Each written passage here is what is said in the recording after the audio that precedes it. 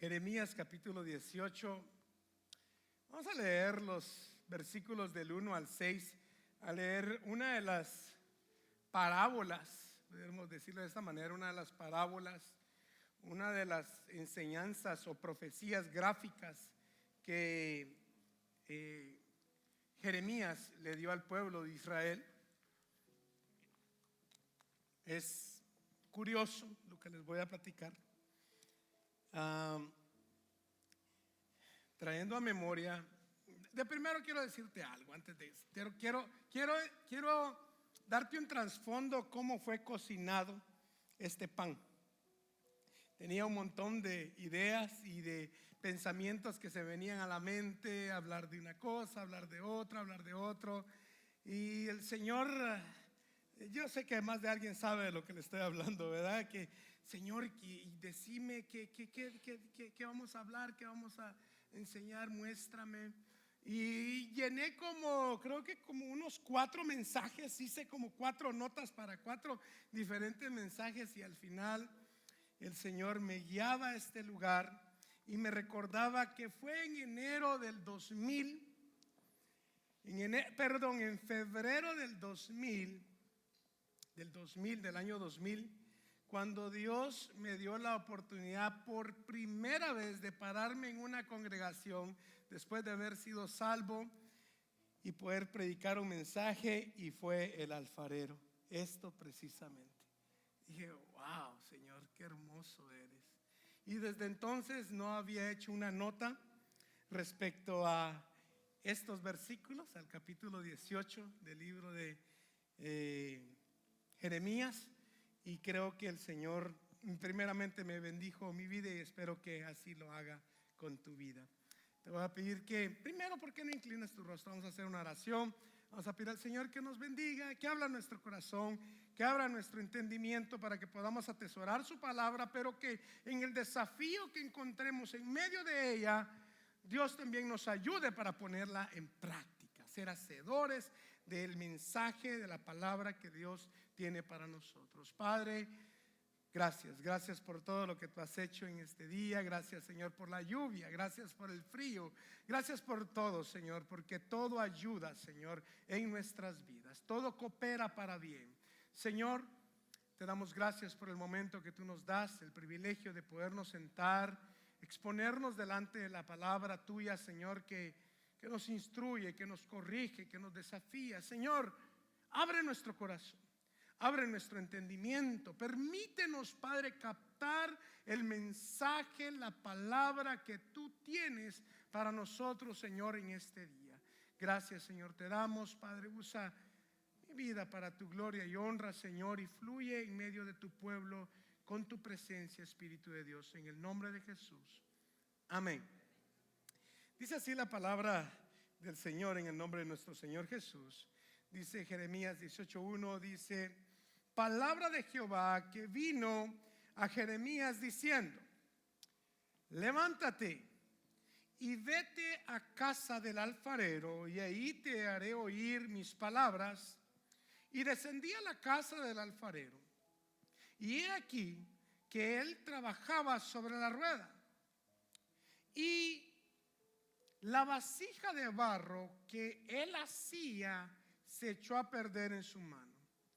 Y volvió y la hizo otra vasija según le pareció mejor hacerla. Entonces vino a mí palabra de Jehová diciendo: ¿no podré yo hacer de vosotros como este alfarero, oh casa de Israel? Dice Jehová. He aquí que como el barro en las manos del alfarero, así sois vosotros en mi mano, oh casa de Israel. Amén. Hemos orado. Quiero decirte un poquito de trasfondo de lo que es, de la situación en la que se encontraba, aunque no vamos a entrar en detalles en esto. Pero Jeremías fue llamado a ser profeta desde muy joven. Muy joven, era un muchacho. Tú puedes leer su llamamiento en el capítulo 1, lo lees en casa. Pero desde su juventud fue llamado a servirle a Dios desde que era un muchacho.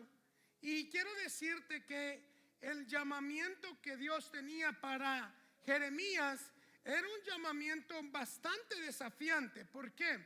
Porque Jeremías iba a darle una noticia, y no necesariamente la mejor noticia, al pueblo de Israel.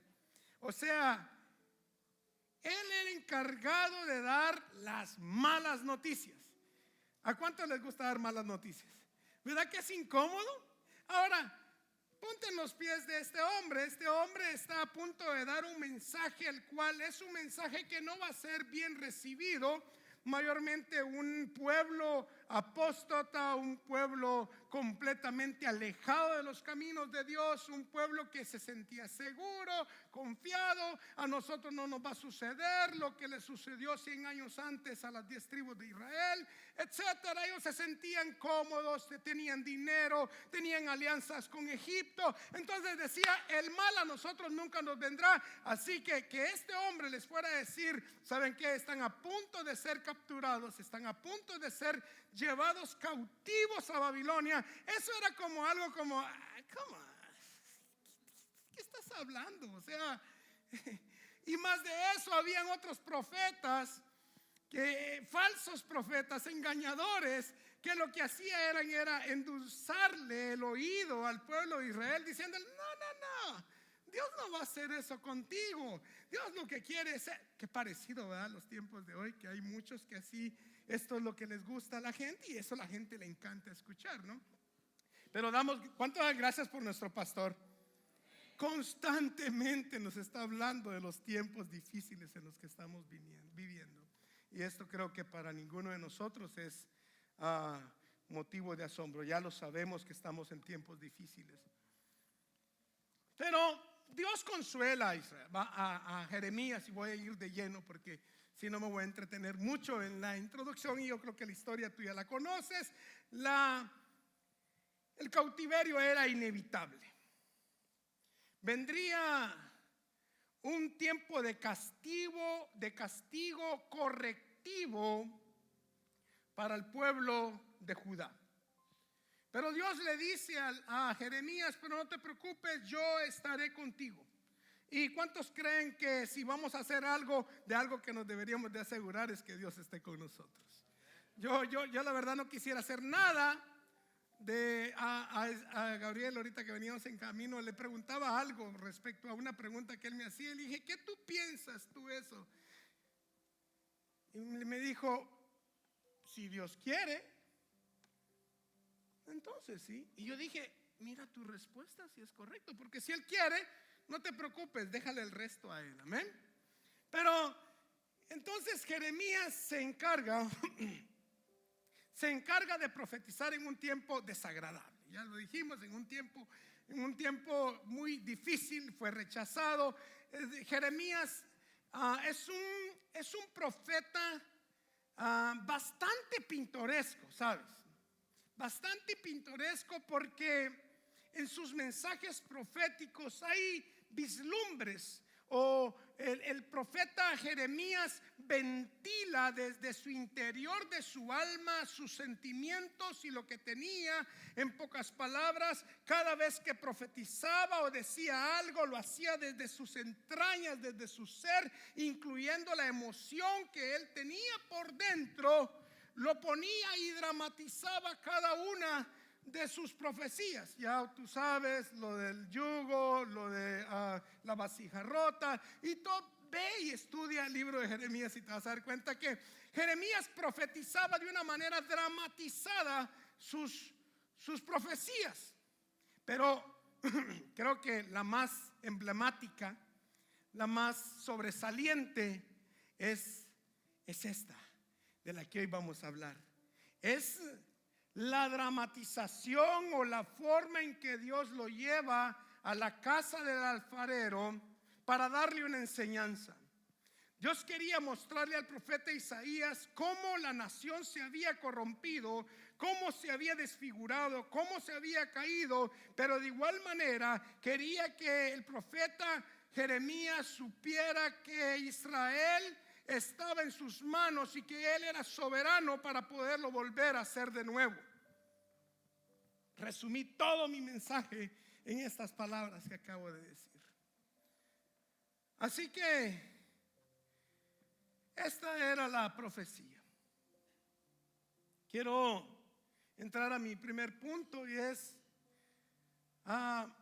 quiero que miremos aquí los papeles, quién es el alfarero, quién es el barro, aunque todo esto creo que no hay mucho que decir, porque sabemos que el alfarero es Dios y el barro somos nosotros, ¿verdad? No hay mucho que decir al respecto de esto, pero sí quiero decir algo respecto a que existe una relación entre el alfarero y la obra que está haciendo. Quiero decirte algo, conoces que Dios es un Dios espiritual, o sea, Dios es espíritu. Dios es espíritu y Dios, para poder mostrarse a nosotros, para que nosotros podamos entender lo que Él quiere hablarnos a nosotros, muchas veces Dios tiene que tomar figuras antropomórficas, esto es, figuras de hombre, semejanzas de hombre en cuanto a lo que son partes de hombre, pero también a términos o a títulos personales, con el fin de poder hablar nuestro lenguaje. Esto lo enseñamos en alguna ocasión cuando hablábamos respecto a la naturaleza de Dios. Dios es espíritu, pero Dios toma figuras antropomórficas para podernos enseñar la relación que Él tiene con nosotros. Y si así miramos, como un Dios que es espíritu poderoso toma el título de Padre, y si es Padre, nosotros somos sus hijos. Así que un Dios que es espíritu, que no se puede ver, toma la posición y toma la forma de un padre para enseñarnos a nosotros cómo es nuestra relación con Él. Así que tú y yo ahora conocemos que nuestro Dios, el Dios omnipotente, el Dios todopoderoso que hizo los cielos y la tierra, también es nuestro papá. Y con esto tú y yo podemos entenderlo mejor y poder decir, o sea que Dios cuida de nosotros. Ese es el rol del Padre, ¿verdad? Entonces Dios nos provee, ¿verdad? Entonces Dios es amoroso con sus hijos, lo que decía hoy nuestro pastor. Y así poder entender cada una de las cosas que tiene que ver este rol de papá y hijo. O por ejemplo, de rey a súbdito. Sabemos que Él toma la posición de rey y nosotros de súbdito. También conocemos la posición que Él toma como de un señor y nosotros sus siervos. También conocemos la posición que Dios toma de un esposo y nosotros su esposa. Y así sucesivamente, porque no quisiera entrar en cada una de ellas, pero el punto es que en cada una de estas figuras antropomórficas Dios nos quiere enseñar la forma o la manera como Él se relaciona con nosotros, estableciendo puntos como Él se relaciona con nosotros, pero establece puntos en esas figuras como nosotros nos podemos relacionar con Él. Ahora en este capítulo 18, versículo 1, aquí en esta figura también hay también hay una lección escondida que nos enseña la forma en que Dios, el Dios Espíritu, se relaciona con nosotros, y es entre un hacedor y la obra que está ejecutando. Lo voy a decir dentro de unas palabras más conocidas, y sería dentro del fabricante y lo fabricado. ¿Sí me explico? Entonces, aparte de que ya conocemos que Dios es nuestro papá, que Dios es nuestro rey, que Dios es nuestro Señor, que Dios es nuestro esposo, Dios es también nuestro hacedor. Amén. Ese es el punto que quería llegar ahí, y teniendo ese pensamiento, porque vamos a estar, esta pequeña enseñanza o prédica va a estar alrededor de este punto, de esta figura, de estos principios que enseña la relación entre un hacedor y la obra que hace. Como en una relación existen dos, ¿verdad? Aquí sabemos entonces que si hay una relación dentro de un hacedor, pues Dios es el hacedor, ya lo dijimos, y nosotros somos el barro. En este punto aquí nosotros somos la vasija. Ahora, quiero hablar de la persona y solo quiero hacer un poco de unir. Después vamos a unir todos los pensamientos, pero quisiera nomás ir un poco descifrando los personajes. Y en esta ocasión tenemos aquí la persona y es el alfarero. El alfarero es Dios. Es la persona que tiene el poder dentro de esta relación del hacedor y la obra. El hacedor es el que tiene el poder, es el que tiene la creatividad, la creación, incluyendo su voluntad, el control absoluto de lo que está haciendo, tiene la sabiduría, tiene la inteligencia, tiene la imaginación para darle forma a aquello que tiene enfrente de él. Esto es una bola de barro. Esta es una de las figuras que es muy resistida. Nos gusta más ver a Dios como papá, nos gusta más ver a Dios como el amado, como el esposo, como la oveja, y Él es el pastor. Pero resistimos mucho, tenemos muchos problemas, y yo voy a decir por qué. Tenemos muchos problemas en visualizar a ese Dios majestuoso siendo nuestro hacedor y siendo la persona que tiene el control absoluto y la soberanía en su voluntad sobre nuestras vidas.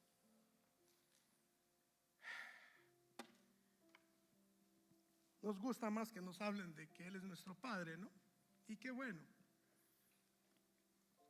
Pero en esta enseñanza, Él es nuestro hacedor y Él es el que tiene el control.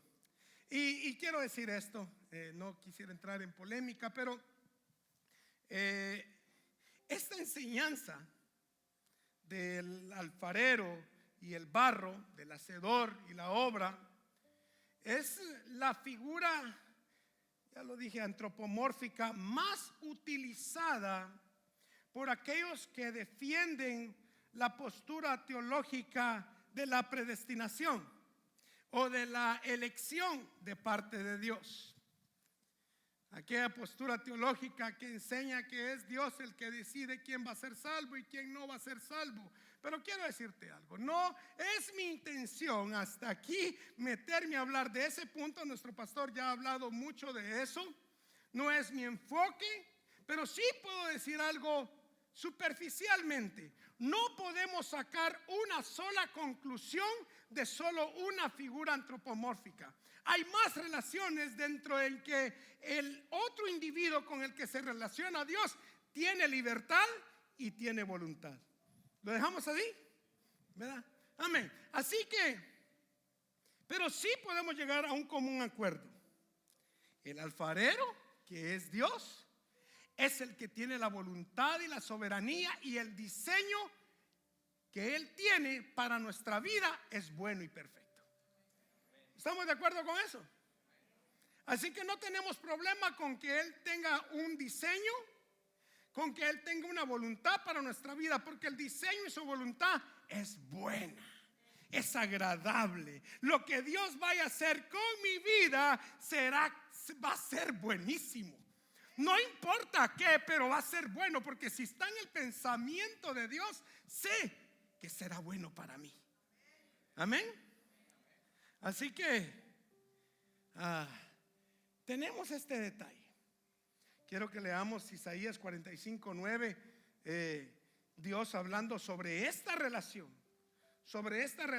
entre el hacedor y la obra, entre el hacedor y la vasija.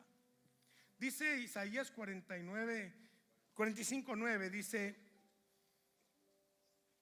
ay del que pleitea con su hacedor, el tiesto con los tiestos de la tierra. ¿Acaso puede decir el barro al que lo labra: ¿qué me haces? ¿Qué haces? O tu obra no tiene manos, se te olvidó ponerle orejas a la olla. No puede, no tiene. ¿Por qué? Porque ahorita vamos a ver la otra persona en esta relación, y la otra persona la tipifica el barro. Y aquí es donde vamos a irnos dando cuenta por qué muchas veces tenemos muchos problemas en aceptar esta figura de un hacedor con la obra. El barro. El barro, su nombre o su significado en hebreo, la palabra es shomer, que quiere decir lodo burbujeante. Lodo burbujeante, fango, arcilla, una bola, un montón. Su estado es inherente, sucio, sin forma. Si no es sacado o no es extraído, quedaría tirado y desordenado completamente, desperdiciado. Su propósito y su forma solo puede llevarse a cabo cuando se encuentra en la rueda del alfarero y que le dé su forma. Es muy difícil vernos o apreciarnos como lodo. Es difícil apreciarnos y vernos como lodo burbujeante. Que a nadie se le hace como: ¡ala, qué bonito que me comparen con lodo burbujeante! ¡Oh, wow! No, a ti te gusta que te comparen. No, está bien con una oveja, ¿no? Prefiero ser esclavo, amante, la esposa, el hijo. Pero lodo burbujeante, sucio, tirado, sin forma, que si no soy extraído de donde estoy, no alcanzo mi propósito y no puedo tener ni siquiera ningún tipo de forma. Las ideas de Dios, ¿verdad? Pero son buenas. Ahora,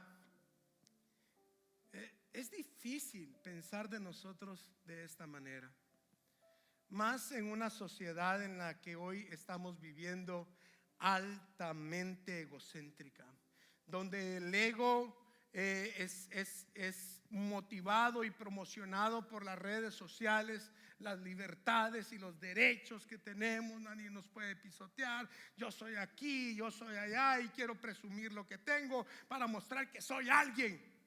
Si eres un lodo burbujeante.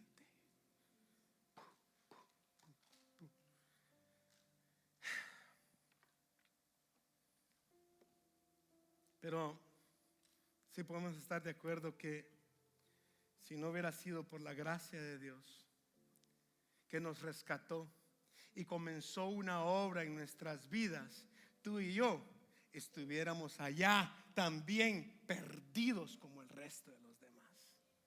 Por su gracia estamos acá.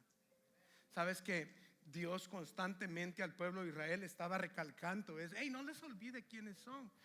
¿Por qué Dios nos tiene que estar siempre diciendo lo que no se nos olvide? Es porque el orgullo, siendo el primer pecado original, que fue que llevó a aquel malvado a rebelarse contra Dios y llegar a sentir ese ego: y yo también puedo ser como el Altísimo y sentarme a la par de Él. ¿Y quién eres tú? Le dijo el Señor. Desterrado eres. Dios constantemente le tenía que estar recordando a Israel lo que era. Ve conmigo a Deuteronomio capítulo 7, versículo 6. Mira lo que le dice. Dice: porque tú eres pueblo santo para Jehová tu Dios. Jehová tu Dios te ha escogido para hacerle un pueblo especial. Quiero que sepas que somos un pueblo especial. ¿Crees esto? Somos un pueblo especial. Tú y yo somos un pueblo especial. Es más, somos tan especiales que Dios le dice que somos tan especiales que vamos a ser más especiales más que todos los pueblos de la tierra. Eso te debería de inflar un poquito el pecho, ¿va? No, Dios dice, espérate. Si eres especial y te llamé para que fueras especial más que todo el resto de los pueblos de la tierra. Pero mira el versículo 7. El versículo 7 te desinfla, te baja.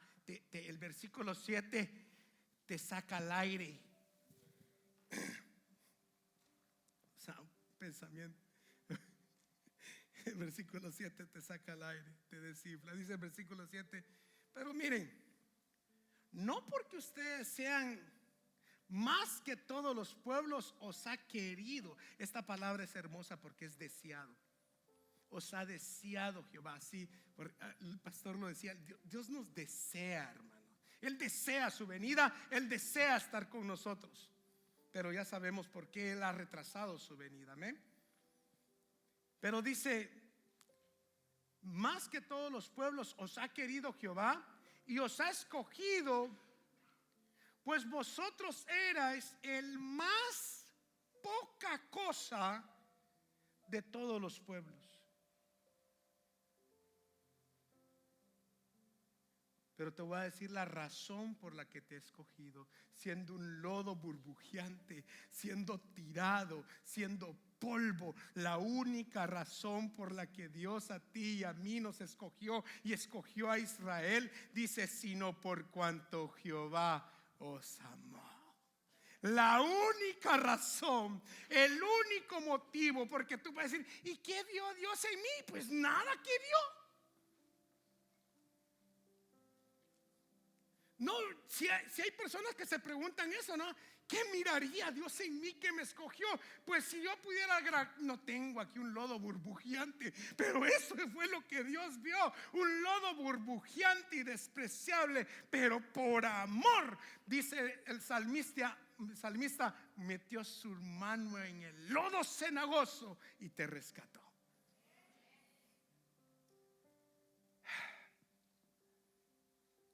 Somos simplemente polvo pegado con más polvo, y esto es barro. Somos salvos no porque Dios haya visto algo especial en nosotros, sino por su gracia, por su amor. Dice 1 Corintios capítulo 1 versículo 26 al 29, dice, pues mirad, hermanos, vuestra vocación, que no sois muchos sabios según la carne, ni muchos poderosos, ni muchos nobles, sino que de lo necio del mundo escogió Dios para avergonzar a lo sabio, y de lo débil del mundo escogió Dios para avergonzar a lo fuerte, y de lo débil del mundo y lo menospreciado, lodo burbujeante, escogió Dios, y lo que no es, para deshacer lo que es. ¿Por qué? A fin de que nadie se jacte en su presencia. Tal vez tú y yo podamos estar pensando ahorita en el apóstol Pablo y decir, oh bueno, pero Dios llamó al apóstol Pablo siendo él un erudito. Él fue educado en la Universidad de Gamaliel, miembro del Sanedrín. Pero quiero decirte que el apóstol Pablo en 1 Corintios capítulo 15 dice, por gracia de Dios soy lo que soy. Es más, el apóstol Pablo llegaba a pensar de sí mismo que no era más que una vasija frágil de barro. Dice 2 Corintios 4:7, dice, pero tenemos este tesoro en barro, en vasos de barro, para que la excelencia del poder sea de Dios y no de nosotros. No es de nosotros, no es tu talento, no es tu don, no es lo bonito que seas, no es lo que sabes hacer, es por gracia y misericordia de Dios. Te guste o no te guste, te parezca que sea algo muy difícil de aceptar, eso es lo que somos.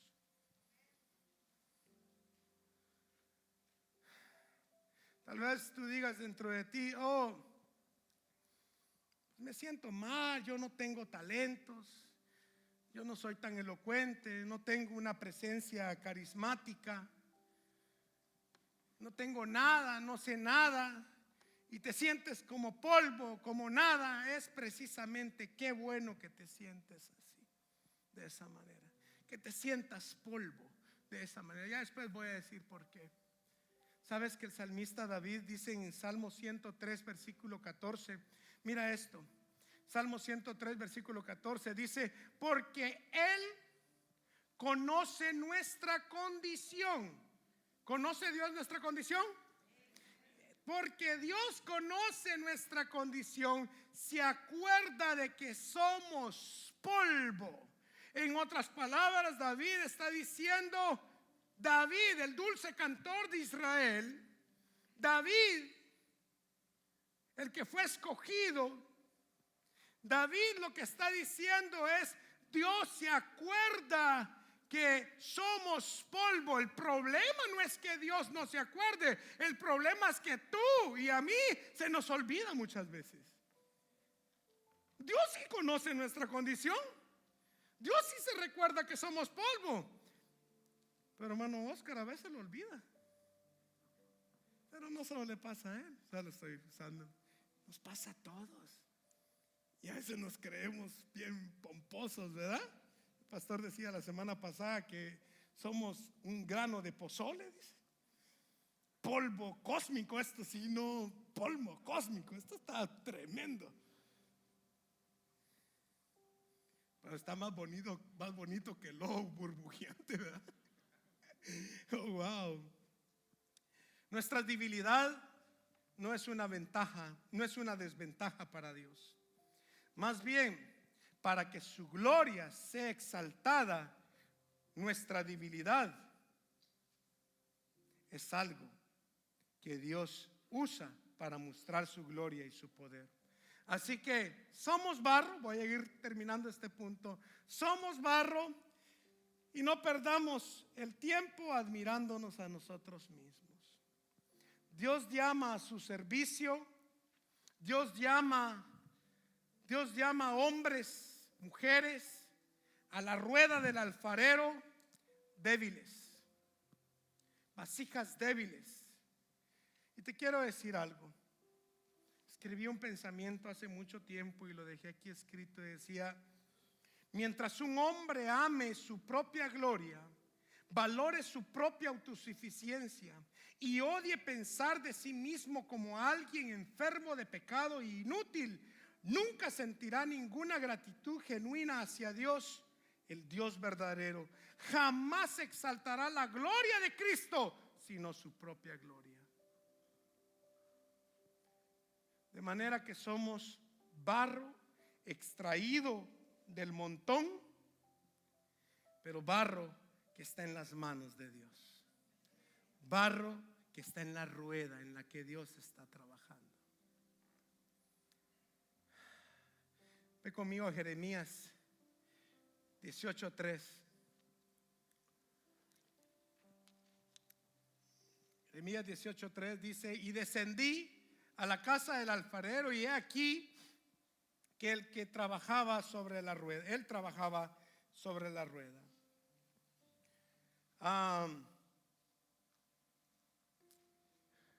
Estaba trabajando sobre la rueda. Este es el punto, o mi punto es el barro en la rueda. La experiencia que tuvo Jeremías cuando entró es que él vio que el barro que tenía en sus manos le estaban dando una forma. No es mi intención, la verdad, ir y con todos los procesos que tiene que ver, lo que indica una obra terminada, una vasija, el decir que primero el alfarero tiene que ir al campo, sacar, ensuciarse sus manos, discernir el lodo, sacar la tierra, quitarle la suciedad, pisotearlo. Todo eso es lo que hace un alfarero, pisotearlo, amajarlo, y ahí ponerlo en la masa. Pero si hay algo en la rueda, si hay algo que quiero mencionarte en este punto. En uno de los procesos que sí me llama la atención, he tenido la oportunidad y te aconsejo que cuando mires algún lugar y hay ahí un lugar de un shop de un alfarero, deberías de acercarte. La verdad que es una experiencia muy, muy hermosa, porque cuando lo están haciendo tú dices, y tú te puedes imaginar que es Dios el que está formando de esa manera tu vida. Recuerdo que allá en Pescadero había un workshop de esos así, donde estaban haciendo. Vi en Guatemala, ahorita que fuimos a un lugar donde nos enseñaron cosas muy lindas, pero la forma como lo hacían. Cuando fuimos a Israel había un muchacho ahí que estaba dándole forma a unas vasijas. Pero hay algo que me llama mucho la atención. Este es el punto. Me llama la atención que el alfarero, cuando está trabajando sobre la vasija, el alfarero constantemente a un lado tiene un balde de agua, tiene un guacal de agua. Guacal decimos nosotros, ¿verdad? No sé. Tiene un balde de agua en el cual constantemente está mojando sus manos y tocando la arcilla. Moja sus manos, le hace presión y estaba de darle la forma. Bueno, creo que es muy obvio, es que si lo toca con las manos secas, se le va a deshacer. O sea que el agua, escucha bien esto, el agua se vuelve el medio por lo cual el medio que el artesano ocupa para poderle transmitir a la vasija su deseo y su voluntad. No lo tocará sin agua. Cada vez que lo toca, lo tocará a través del agua. Será que el medio del conducto, el medio que ocupa el alfarero para tocar el barro, será el agua. El agua es la que le ayuda a darle la forma, la presión, lo suaviza. ¿Y qué te quiero decir con esto, hermanos? En la Biblia encontramos que Dios ocupa el agua para tipificar su palabra. Dios jamás se acercará a tu vida para darte forma si no es a través de su palabra. Es por medio de su palabra que te da la forma. Es por medio de su palabra que te enseña sus propósitos, su deseo. Si tú puedes decir, ¿qué Dios tendrá para mí? Lee su palabra. Muchos andamos buscando que alguien nos profetice, que alguien nos diga, que alguien pueda ver un sueño. ¿Quién se imaginó algo de mí? Y por eso puedes ver en esos lugares donde llega un profeta y ahí está el colerío de gente, hermano, esperando que les digan una palabra. Pero te quiero decir algo, el medio, el conducto que el alfarero, nuestro hacedor, ocupa para darnos la forma a nuestra vida es por medio de su palabra. No te tocará, no habrá ningún toque a tu vida, ni ningún tipo de movimiento que Dios hará si no es a través de su palabra. Es la palabra la que nos da la moldura. Dice segunda de Timoteo capítulo 3 versículo 16, dice: toda la escritura es inspirada por Dios, útil para enseñar, para redarguir, para corregir, para instruir en justicia, con el único fin que el hombre sea, con el único fin de que el hombre de Dios sea perfecto, enteramente preparado para toda buena obra. De manera que ya voy a ir terminando, sí, ya casi. La semana pasada tuvimos aquí un montón de jóvenes deseosos de servirle al Señor. ¿Cuántos dan gloria a Dios por eso? Eso es una señal, algo. ¿Y en qué lugar hay jóvenes deseosos de servir? Esto es un fenómeno que está pasando en Vida Nueva. Y te voy a decir algo, llama la atención, pero tú, joven, que quieres servirle al Señor, que quieres ponerte en las manos del alfarero y quieres buscar el propósito en Dios, hazte amigo de la palabra de Dios, porque será ella la que te dará la forma. Si buscas un toque de Dios, no andes pensando algo tan místico. Abre la Biblia y te vas a dar cuenta cómo te toca, cómo te acaricia con su palabra. Oh, cómo a veces te mete los dedos fuertes. Pero no te preocupes, solo te está dando forma. Aquí pasó algo en el capítulo 4, en el versículo 4. Dice, y la vasija de barro que hacía se echó a perder en su mano. Y volvió y hizo otra vasija según le pareció mejor hacerla.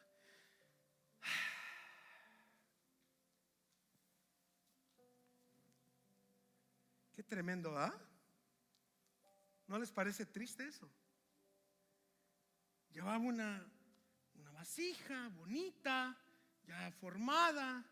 No sé en qué punto de la confección ya se encontraba, pero Jeremías dice que lo que vio él ya no era una bola de lodo, sino que lo que vio él ya era una vasija. ¿Me explico con eso? O sea, el punto de la confección en la que se encontraba aquella bola de masa ya no era una bola de masa, ya era algo que tenía forma. Ya se había invertido tiempo, ya se había dedicado esfuerzo, ya tenía un poco, ya tenía forma aquello. Ahora, acordémonos de que esta profecía, esta profecía, o esta figura retórica que ocupa aquí, vívida prácticamente, no es retórica, para dar una enseñanza, es directamente, primeramente, hacia Israel. Nosotros le estamos dando una aplicación a nosotros, a nuestra vida. Pero sí sabemos algo, y todos pudiéramos decir, ¿y por qué se cayó? ¿Qué pasó? ¿Qué pasó que se cayó? Bueno, si vamos a Israel, nos vamos a poder rápido entender que la caída de Israel, el desboronamiento, el derrumbe de Israel estaba directamente asociado a la desobediencia que ellos tuvieron con Dios. No puedes tú decir, ay, ¿por qué se derrumbó? Bueno, si quieres saber por qué se derrumbó Israel, por qué se le cayó de las manos, bueno, eso es simple. Fueron desobedientes. La desobediencia los llevó a derrumbarse. Esto prueba una vez más que no hay nada bueno en nosotros. Escucha bien esto, que el mejor de nosotros hoy puede estar de pie y mañana desobedecer y caer.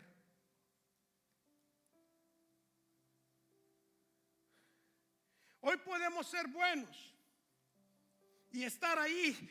¡Hey, qué bonito que el Señor nos esté dando forma! Y qué bonito. Hoy podemos ser buenos y mañana podemos ser malos.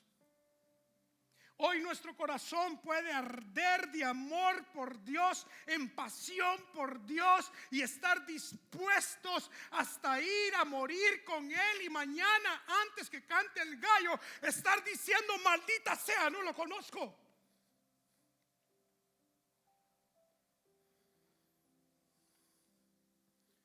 Hoy podemos ser un sacerdote usado para guiar al pueblo de Dios a la adoración, y mañana estar construyendo un becerro de oro y presentárselo al pueblo de Israel. ¿Me permiten? Sí, tiene razón, pastor.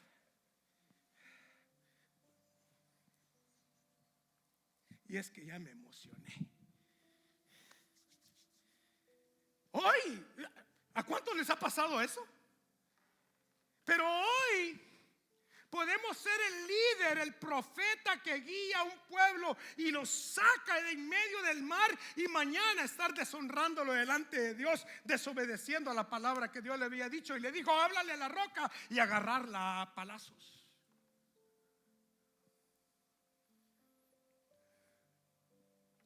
Hoy podemos ser el dulce cantor de Israel, el jovencito conforme al corazón de Dios, muerto en pasión por Dios, matando gigantes, matando osos, matando leones en el nombre de Dios, y mañana ser devorado por el león del adulterio.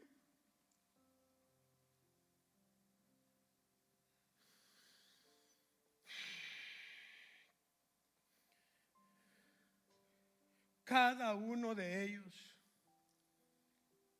al igual que Israel, su desobediencia fue parte de su ruina. Su desobediencia fue parte de su derrumbe.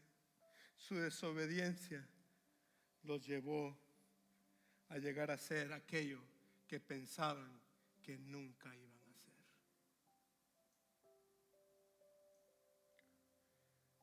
Hay una naturaleza dentro de nosotros que se revela contra el propósito y el diseño que Dios tiene para nuestra vida. Quiero que entiendas eso. Hay algo dentro de nosotros que constantemente pelea con el deseo y el propósito eterno que Dios tiene para nuestra vida.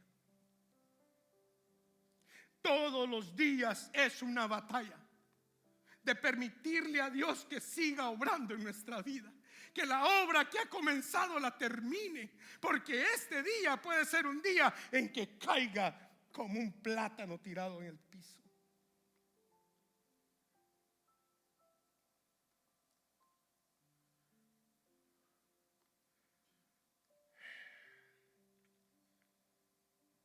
Pablo le dice a la iglesia de Corintios: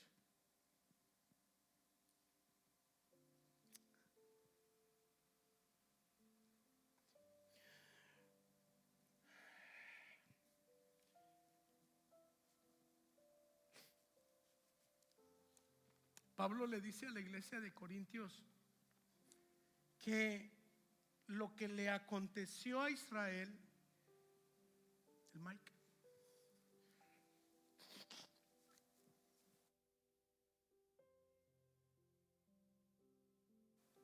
ya estoy igual que el profeta Jeremías, chillón, llorón. Pero Dios sabe que ministraba mucho mi corazón cuando estaba escribiendo estas palabras.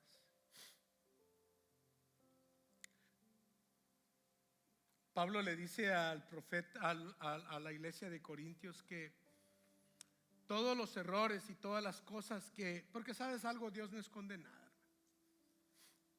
Sabemos lo que le pasó a las personas que te dije, porque ahí están en la Biblia, y sabemos que fueron cosas vívidas que les acontecieron.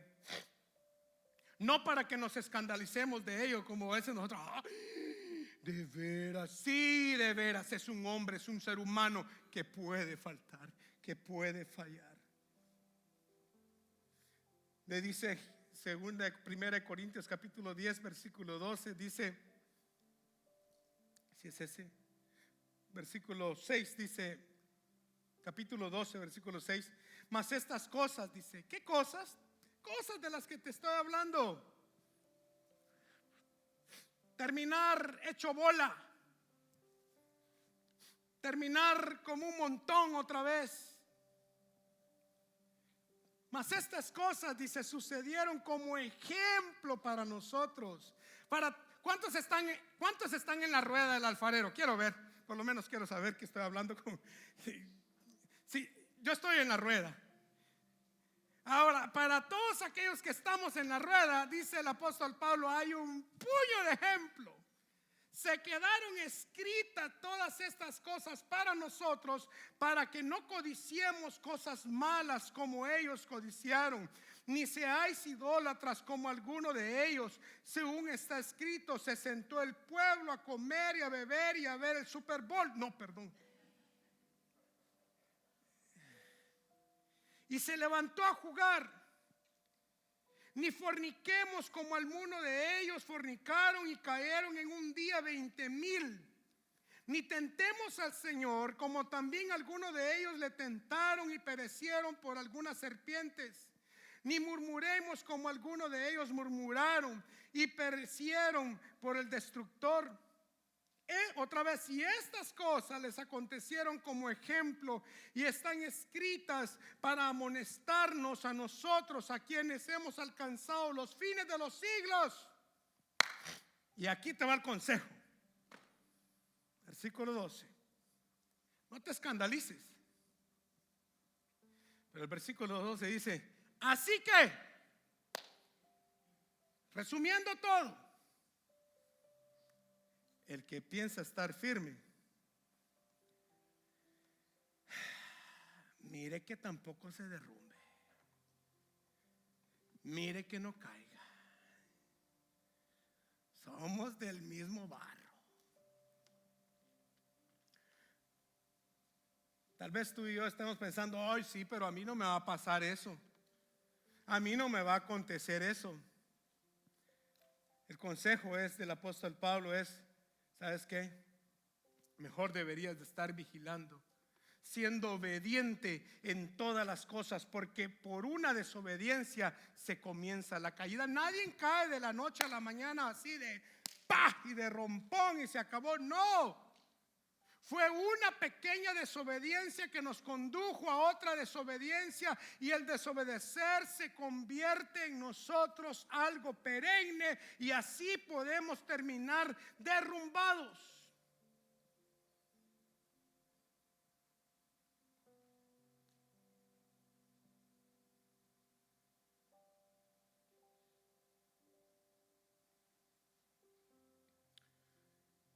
Hay algo que me gustó haciendo las notas para esto. Leí un pensamiento del escritor Philip Keller. Tiene muy buenos libros, como El Pastor, muy bueno. Y leí su experiencia, cómo Dios, cuando él estaba jovencito, vivió en Pakistán. Y cómo de jovencito Dios, él leyendo el capítulo 18 del libro de Jeremías, Dios le dice: anda a la casa del alfarero para poderte enseñar vívidamente el capítulo 18 del libro de Jeremías.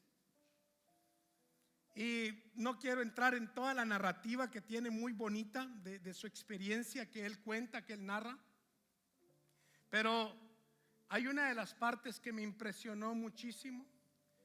Y es que después de que él llega al lugar, después de que le dice al alfarero: quiero que me muestres cómo es que puedes llegar a hacer esa vasija tan hermosa que tenía en la entrada del alfarero. Dice: ¿cómo puedes llegar a hacer eso? Y entonces el alfarero le enseña todos los procesos, que no voy a entrar en detalles con ellos. Pero ya cuando el alfarero estaba en la rueda, dándole forma a la vasija para enseñarle cómo se hacía la vasija, de repente el alfarero para la rueda y lo que estaba en su mano pues se deforma y se le queda viendo y le dice: ¿qué pasó? Y dice que lentamente aquel hombre con sus dedos suavemente lo metió dentro de la bola de barro y le dijo: es que tiene piedras. Y se la sacó. Y sucesivamente otra vez comenzó, llevaba otra vez la vasija. Cuando lo paró, dijo: ¿qué pasó? Le dijo: tiene más piedras. Y agarra la vasija y entonces la aplasta y comienza a darle una forma ya distinta, aplastada. Y le dice: ¿y qué pasó? Ya no. ¿Qué pasó con la vasija? Y él le dice: no, ya no haré una vasija, sino que lo que voy a hacer, dice, es un recipiente, un balde para poner los dedos, no más. Le dice: oh, qué triste, ¿por qué haces eso? Y le dijo: no, yo no, es que el material está muy sucio y no me permite poderlo trabajar mejor.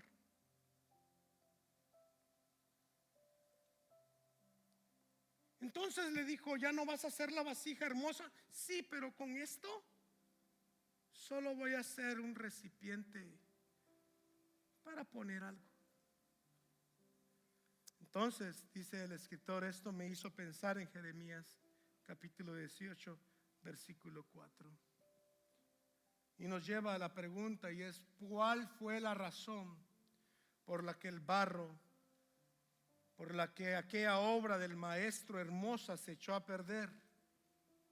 Simplemente porque encontró resistencia en el material. La resistencia tenía que ver con la suciedad que tenía por dentro.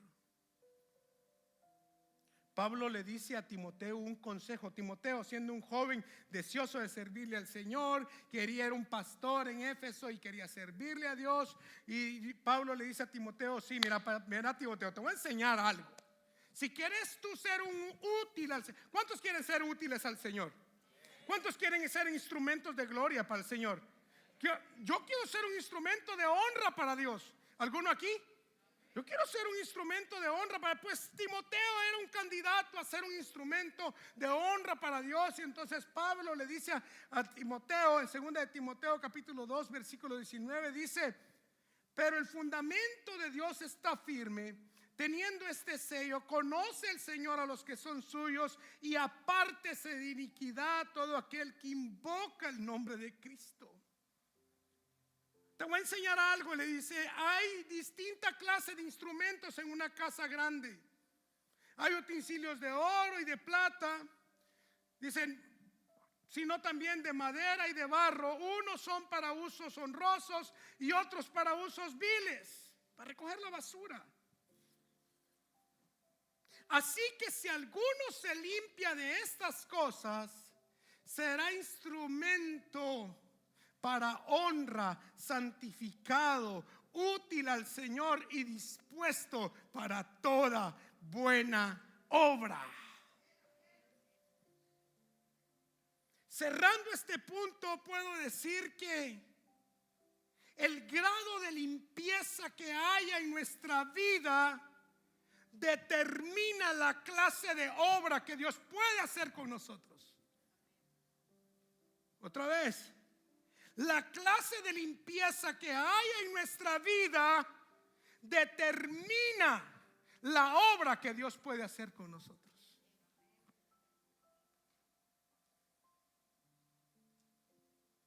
Dios quiere hacer su voluntad en nosotros. Dios quiere convertirnos a nosotros en un instrumento de honra. Dios quiere a nosotros convertirnos en un hermoso contenedor, pero debido a que resistimos con nuestras desobediencias y nuestras impurezas, no somos más que un recipiente de agua para almacenar cosas pequeñas. En lugar de ser una vasija donde se pone y se puede almacenar un vino fino, donde los grandes propósitos de Dios se pueden ejercer en medio de una generación. La pregunta es: ¿está usted dispuesto a hacer la voluntad de Dios?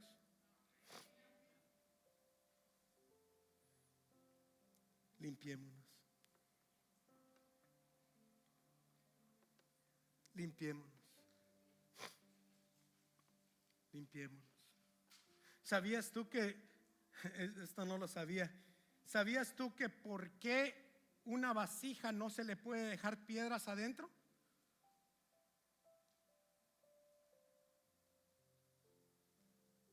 Porque cuando está en el horno y es puesto en la temperatura fuerte, cuando está siendo probado, se va a rajar completamente. Ojalá el Señor haya ministrado un corazón por ahí. ¿Sabes por qué nos rajamos? Por las piedras, por la suciedad. Voy a ir terminando. Francisco, ¿me ayudas? Porque este es mi último punto.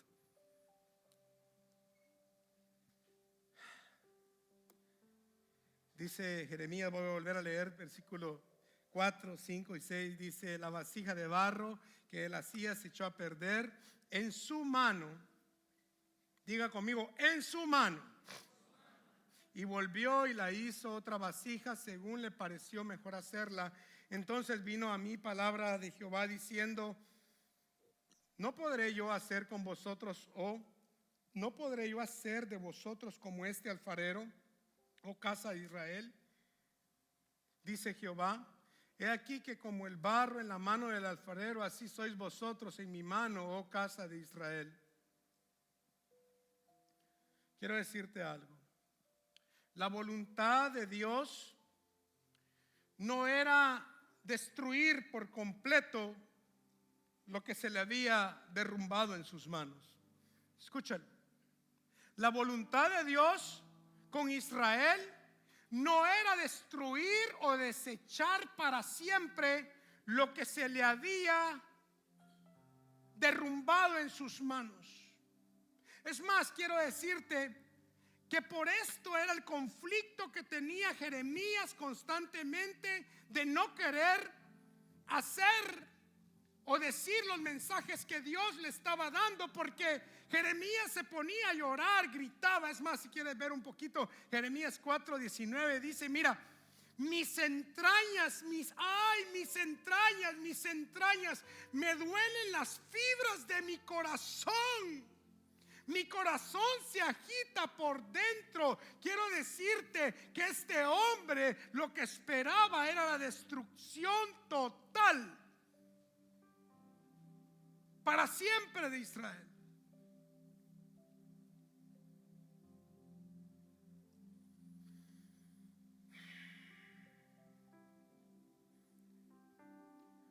Sí se cayó,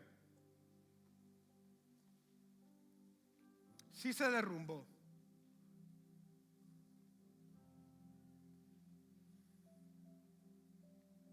Y la verdad, derrumbarse o caerse, te ventilo mi corazón, en realidad no es nada agradable. En realidad nos hacemos mucho daño. Nos perdemos, atrasamos la obra de Dios en nuestras vidas, nos confundimos, sufrimos cicatrices, dolor, pérdida.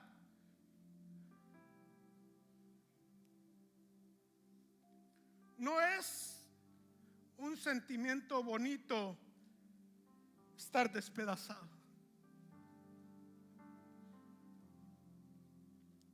Pero algo que me llama la atención de esta enseñanza es que la vasija nunca se salió de las manos del alfarero.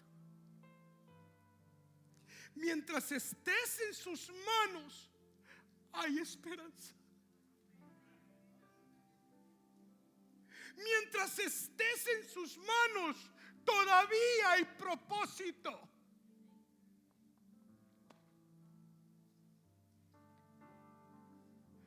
Hecho pedazos, derrumbado, pero en las manos de un Dios que tiene un sueño para mi vida.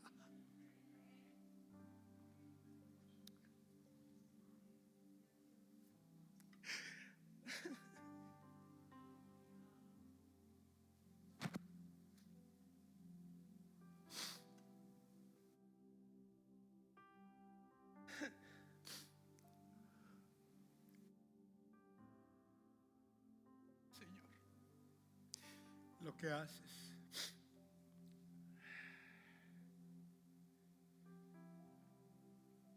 Jeremías pensaba que era el final, pero creo que no solo Jeremías. Perdón, hermanos.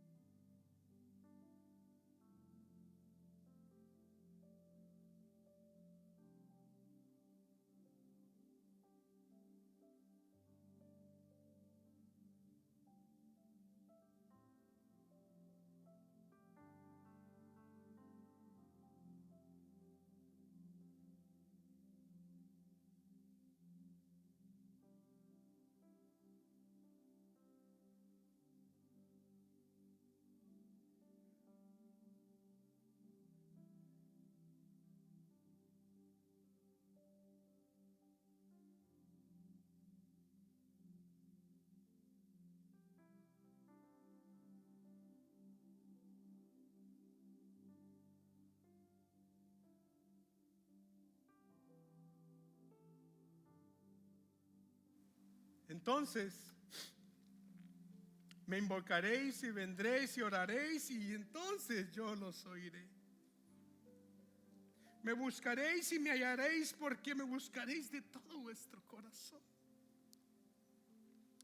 Y seré hallado por vosotros, dice Jehová. Y haré volver. Oh, qué hermoso.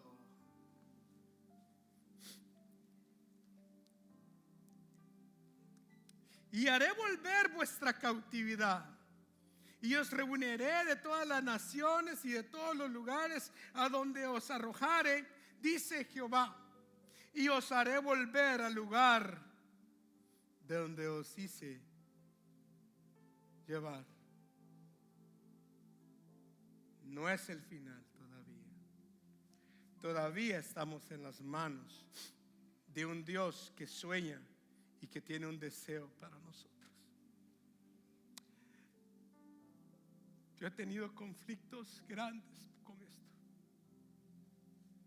porque primeramente pensamos que it's over, se terminó, ya no más. Segundo, se nos viene el pensamiento de decir: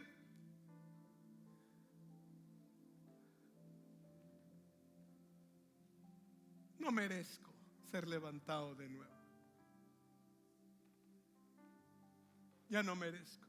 Y a la verdad te voy a decir algo: no se trata de merecimientos, porque no merecemos nada. Es más, no merecíamos de que fuéramos ni extraídos cuando éramos un simple pedazo de lodo y tierra tirada, desordenada.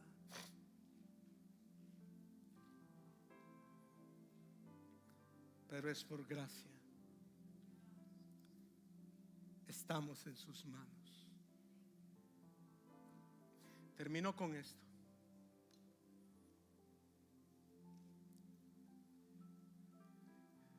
Quiero darte 3 consejos. Los 2 primeros son para aquellos que están en la rueda y que dicen: Señor, yo quiero servirte. ¿Habrá uno aquí? Señor, yo quiero servirte. Yo quiero poner mi vida en tus manos. Haz de mí lo que tú quieras hacer. Quiero honrarte con mi vida. Quiero que tú formes en mi vida lo que tú tienes para mi vida. Este es el consejo que tengo para ti.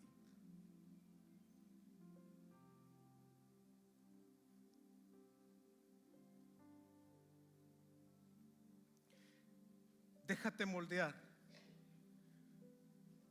por las manos de Dios.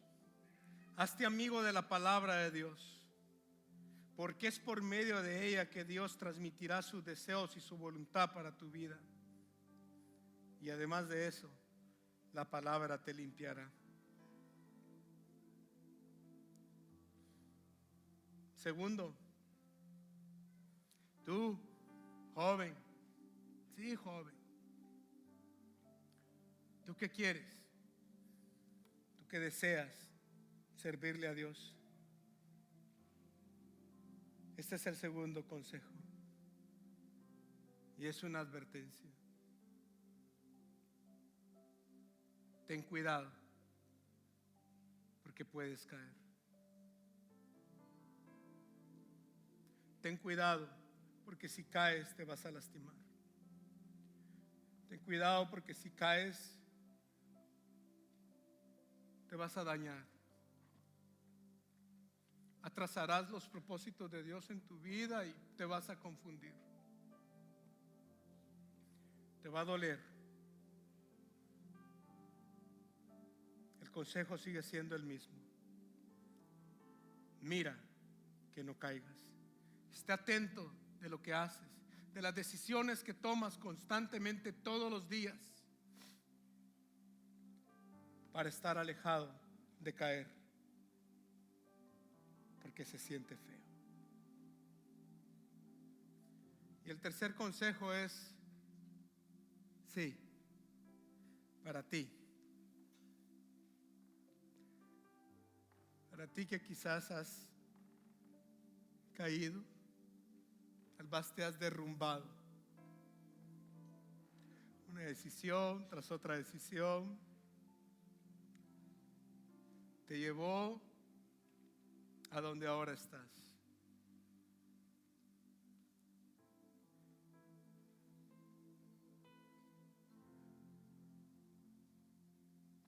La palabra que Dios me da para ti es: todavía estás en las manos del alfarero. Todavía hay esperanza. Todavía hay solución. Lo que Dios había prometido y dicho acerca de ti, Dios lo sigue soñando. Dios lo sigue esperando. Iglesia Vida Nueva, así dice Jehová: ¿no podré yo hacer con vosotros como este alfarero, oh casa de Vida Nueva? Así dice Jehová: he aquí como el barro en la mano del alfarero, así sois vosotros, oh casa de Vida Nueva. ¿Qué no te pones de pie? Quiero dejarle el tiempo a mi pastor que él cierre. La verdad Dios ha venido ministrando mucho mi corazón.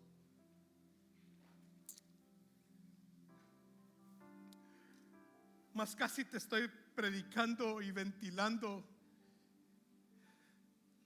una experiencia vívida